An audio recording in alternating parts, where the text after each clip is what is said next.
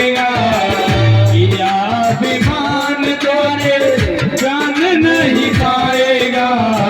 होगा प्यार वही जो श्री राम जी को पाएगा।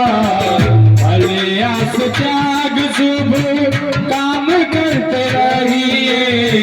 जाए वेद राखे राम ताई वेद रहिए। सीताराम सीताराम सीताराम कहिए। जाई वेद राखे राम ताई वेद रहिए। सीताराम सीताराम सीताराम कहिए। जाई वेद राखे राम ताई वेद रहिए। राजा रामचंद्र महाराज की जय हो।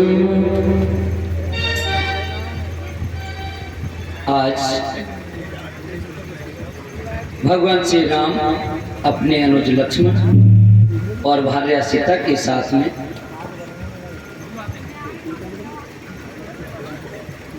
वन में चले जा रहे हैं। यमुना मैया का स्नान किया और जब आगे बढ़े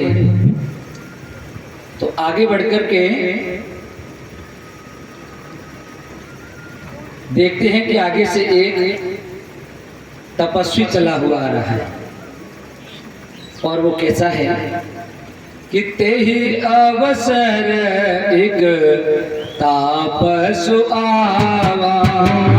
ते ही अवसर तापस एक आवा। ते ही अवसर तापस एक आवा। तेज पुंज लखो बयस सुहावा। तेज पुंज लखो बयस सुहावा। ते ही अवसर तापस एक आवा। तेज पुंज लखो बयस सुहावा। तुलसीदास जी महाराज कह रहे हैं ये तपस्वी कैसा है। ये तपस्वी बड़ा विचित्र है। छोटी सी आयु और बड़ा ही तेज पुंज। तेज तो इतना है जैसे कि इतनी सी कम आयु में और इतनी तपस्या कर ली हो जिसका तेज उसके मुखार बिंदु पर स्पष्ट झलक रहा है। और बड़ा ही सुंदर तपस्वी है। और उसकी गति अर्थात उसका वर्णन कवि नहीं कर सकते। कवियों के वर्णन से बहुत दूर है। वो बैरागी के वेश में मन वचन और कर्म से भगवान श्री रामचंद्र जी का प्रेमी है। और ये आकर के जब भगवान के चरणों में आकर के गिरा। सजल नयन तन पुलक निज इष्ट देव पहचान।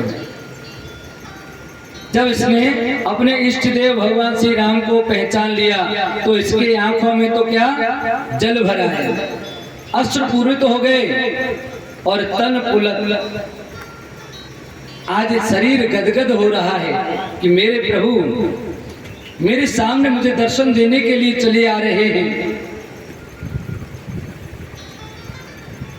परम दंड जिमे दंड की तरह से दंडवत प्रणाम किया। जैसे सूखी लकड़ी कहीं पड़ी होती है ना, बिल्कुल उसकी तरह से भगवान के चरणों में गिर पड़ता है। दशा न जाए बखान। और ऐसे संत की, ऐसे तपस्वी की दशा का कोई वर्णन नहीं किया जा सकता है। जब कोई विरहिणी अपने प्रेमी से मिलती है तो उसकी क्या दशा होती है। आज ऐसा ही इस तपस्वी का भाव है। ऐसा लग रहा है जैसे जन्मों का बिछड़ा हुआ कोई मीत मिल गया हो और भगवान के सामने दंडवत प्रणाम करने लगे।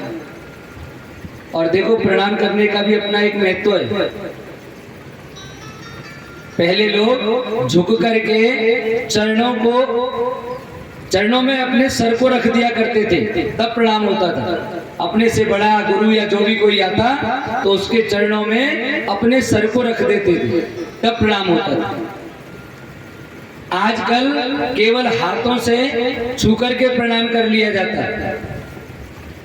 कुछ साल पहले, 20-25 साल पहले की बात कर रहे हैं, झुक करके और पैर की उंगलियों तक या पैर तक हाथ पहुंच जाते और तब प्रणाम कर लेते, पैर छू लेते।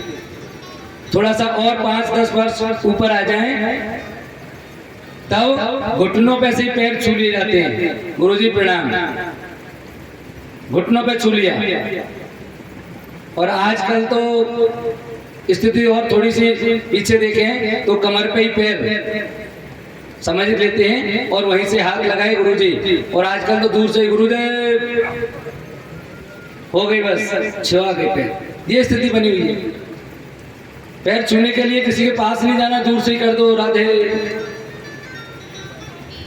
अब जो दंडवत प्रणाम करते थे वो केवल खड़े खड़े प्रणाम हो रही है। पैर लगने का ये सबसे अच्छा तरीका है, दूर से ही, न पैरों तक हाथ पहुंचे न सर पहुंचा और पैर भी छुआ गए। सामने वाले का मान सम्मान भी हो गया और अपना कुछ लगा भी नहीं। लेकिन इस तपस्वी ने दंडवत प्रणाम किया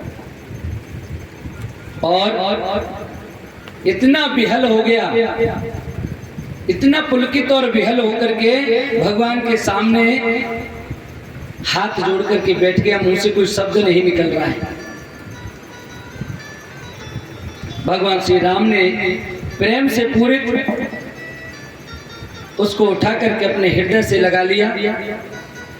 उस समय उस तपस्वी अपने आप को इतना धन्य समझ रहा है कि मुझसे ज्यादा बड़ा तो कोई हो ही नहीं सकता। ऐसा समझ लो जैसे किसी गरीब व्यक्ति ने और सबसे बड़ा धन, पूरी उसको जितना भी सागर में जो हीरे मोती होते हैं ना, उस पूरी की पूरी निधि उसी को मिल गई हो, ऐसा लग रहा है उसको। और जाओ आत्मा से परमात्मा मिलती है, भक्त से भगवान मिलते हैं, तो ऐसा ही प्रतीत होता है। ऐसा समझ लो जैसे परमार्थ दोनों केवल शरीर धारण करके मिल रहे हैं। दो शरीर हैं अलग अलग दिखने में, लेकिन आत्मा उनकी इस समय एक ही दिखाई दे रही है। और फिर उसने लक्ष्मण जी के पैर छुए